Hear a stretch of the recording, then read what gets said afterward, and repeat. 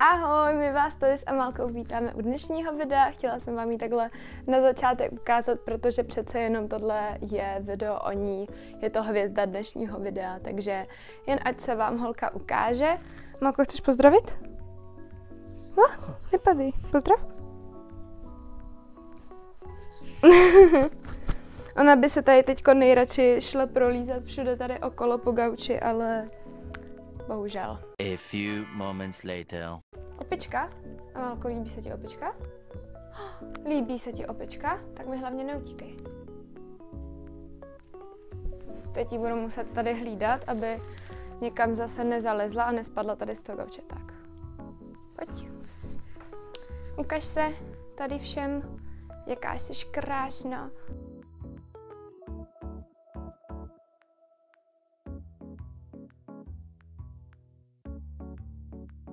Pokud si chcete tedy pořídit křečka nebo křečíka, tak rozhodně doporučuji od chovatele, jelikož tam máte jistotu, že ten křeček nebo křečík byl chovaný prostě v dobrých podmínkách, je třeba zvyknutý na tu ruku právě a budete vědět, že ten křeček je v pořádku a taky vám řeknou, jaké je to pohlaví. Naopak v tom zverimixu často nevíte, jaké je to pohlaví, ten křeček tam nebo křečík žije ve velmi špatném prostředí a taky prostě vám může třeba do týdne chcípnout. Další věc je, ale jak jsem říkala, že ti křečíci od chovatele můžou být zvyklí na tu ruku a můžou být už takový ochočenější nebo krotčí, tak právě ti ze zverimixu takový nebudou a je potřeba, abyste si je vy ochočili, což přesně já musela dělat s Amálkou. Já jsem tedy zvolila ochočovací metodu krmení z ruky, kdy já si dám nějaké jídlo do ruky a nechám Amálku, aby mi z ní jedla. Ona tímhle způsobem pochopí, že jí ode mě nehrozí žádné nebezpečí a potom, když tam tu ruku dám třeba i bez jídla, tak mi do ní úplně v klidu vleze. Na tu dlaň si prakticky můžete dát cokoliv, co křečík může jíst, já jsem používala normální krmnou směs. Nezapomeňte tomu zvířátku dát dostatek času, aby si vzalo všechno, co chce a vidíte, že i já uhybám, až když jako jsem si fakt jistá, že už si od tama prostě nic nevezme. Další věc, kterou pak můžete zkoušet, je dávat pamlsky tím, že si je vezmete mezi prsty a budete zkoušet křečíkovi tak jako dávat, jak tady zrovna uvidíte za chvilku. Třeba já jsem zjistila, že Amálka miluje kešu oříšky a já když prostě si dám takhle kešu oříšek mezi prsty, tak ona za mnou prostě bude běhat jak šílená a bude hledat další, fakt je miluje. Jinak těm kešu oříškům, tak já jsem kupovala normálně takovýhle prostě v Tesku, normálně kešu oříšky, který si můžete dát i vy, protože je jasný, že ten křečík to prostě všechno nesní, takže když budete chtít, můžete si pochutnat i vy a je to prostě win-win. Teď bych ráda chvíli mluvila o venčení křečků nebo braní křečků ven, jak to chcete pojmout. Rozhodně nedoporučuji křečky budit nebo prostě vyrušovat z nějakých jejich aktivit, které třeba zrovna dělají, jako je běhání na kolečku, jídlo, pití, jen protože si s nima chcete hrát. Tím si toho křečka znepřátelíte, on bude vystresovaný a bude se vás bát a ve výsledku prostě vás pak bude kousat a nebude to dobrý. My Amálku pouštíme tady na gauč, kde může líst takhle i po těch věcech, což ona teda jako dělá. Může lézt po plišácích, po polštářích, často jí třeba přineseme nějaké hračky, aby tady ještě měla. A je tady s námi do té doby, dokud já si nevšimnu, že se třeba začíná hodně jako zahrabávat, nebo začne třeba zalízat pod polštáře, pod ty plišáky. A pro mě je to právě znamení, že už třeba by ráda šla domů, kde by se zahrabala, šla si odpočinout a tak. Ne, že ale když váš křeček jednou zaleze pod polštář nebo pod deku, tak ho rovnou vrátíte zpátky do ubikace, tak jsem to rozhodně nemyslela.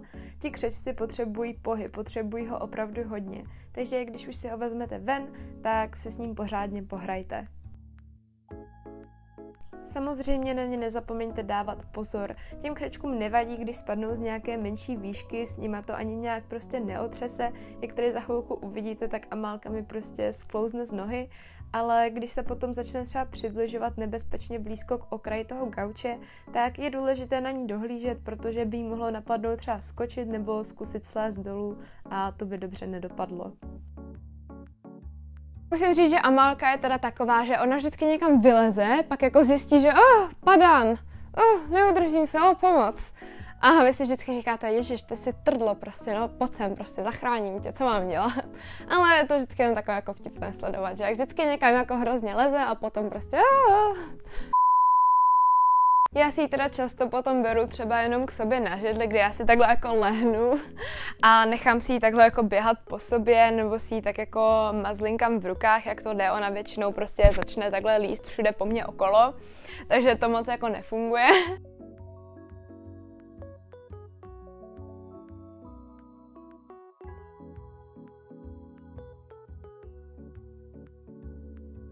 Tady na tomhle videu mám Amálku u sebe hned potom, co jsem přišla domů odněkať, ještě jsem se ani nestihla převlíknout a chci jenom říct, že je fakt dobrý, když máte hodně kontakt s tím zvířátkem, protože čím víc ho máte, tak ono si na vás rychleji zvykne a potom máte šanci, že si ho právě i líp ochočíte a bude takový vymazlenější.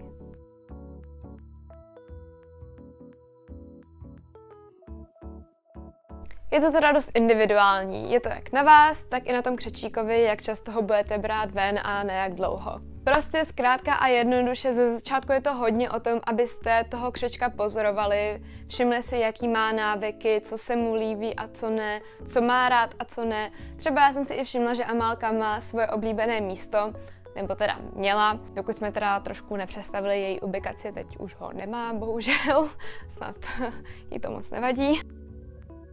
Tohle tedy bylo to její oblíbené místečko, bylo to v rohu za kolečkem, ona si tam chodila papat do brůdky, omývat se nebo jen tak posedět. Ale jo, podle mě takovýhle malý detaily jsou hodně důležitý na tom vašem soužití s tím křečkem.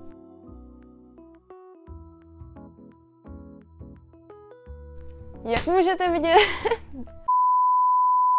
tohle jsou za mě 3 věci, které jsou super tomu křečkovi nebo křečíkovi do ubikace přidat, aby to mělo takové zajímavější. Amálka je miluje, já je miluju, takže nemůžeme být spokojenější. Jako první je tahle podestýlka, která mi přijde naprosto úžasná. Zabraňuje pachu, nepráší a hodně absorbuje.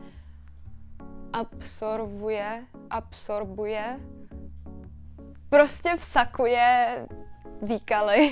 K té Katie bych ráda řekla, že je to teda dražší podestýlka. Za tohle malé balení jsme dali nějakých 350 korun, ale myslím, že nám taky vydrží docela dlouho, jelikož u těch křečíků je dobré, když jim tam necháte vždycky po výměně část té staré podestýlky, aby tam měli nějaký svůj pach a vlastně nebáli se, že jsou v nějakém novém prostředí, kde to neznají. Další věc, která mi přijde fajn, je nějaké to seno, aby ten křeček měl víc povrchu, které může prozkoumávat a tak.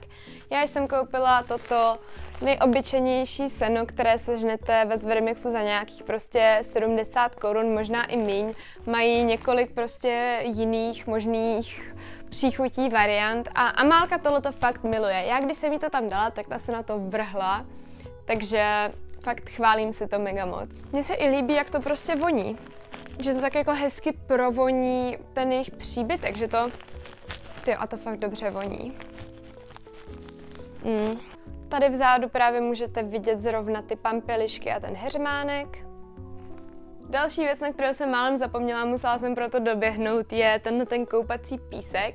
Tady vám ho takhle zase ukážu, ono to nebude moc vidět, ale jednoduše, když pořídíte jakýkoliv koupací písek, většinou je to písek pro činčily, tak ten křečík to taky bude milovat. Já jsem ji ho koupila právě proto, aby zase měla nějaký další povrch, který může prozkoumávat, ve kterém může být. A ten koupací písek je právě super v tom, že ten křeček buď se v něm koupe, nebo ho používá třeba jako záchůdek. Takže jo. Tohle je teda kilové balení a já jsem ho koupila ve slevě v Superzoo za 35 korun. Jako byla jsem ready za to dát třeba 100 páďo, ale 35 korun je úžasná cena a já jsem vám tady chtěla ještě ukázat, co teda dáváme Amálce ven, když ji teda máme takhle na tom gauči. Je to tahle ta houpačka, kterou jsme koupili normálně ve Zveráku. Stala nějakých Něco okolo 200, myslím. Mně se tahle věc hrozně líbila, ale když jsme to koupili a pak jsme to přinesli domů, tak jsme zjistili, že to nebude úplně fungovat, protože my nemáme jakoby domeček, který by měl hladkou střechu, na kterou by se to mohlo třeba jako položit a mohlo by to právě fungovat tak, jak to jako fungovat má. Takže bohužel to ani v té svojí ubikaci vlastně nemá a dáváme jí to ven jenom když je právě s náma tady venku. Což taky prostě přemýšlejte nad tím, co kupujete, protože já mám takhle třeba několik prostě věcí, které jsou naprosto nevyužitý, jelikož buď prostě do té ubikace se už nevešly, nebo prostě to tam nefunguje tak, jak by mělo. Takže tady můžete vidět, jak ten její domeček vypadá. V tom druhém patře já jsem chtěla mít misky, ale bohužel se tam nevejdou, takže je musím mít vedle. A snažíme se ten prostor aspoň nějak využít tím, že tam má tyčky na okusování. A já si myslím, že jsem vám toho o Amálce řekla už hodně, vlastně všechno, co jsem chtěla. A jo, budu se na vás těšit na svém Instagramu, kde mě koukejte sledovat. A taky u dalšího videa. Tak jo? Mějte se krásně, posílám lásku i za Amálku a třeba se spolu i s ní zase uvidíme. Tak jo, pa pa!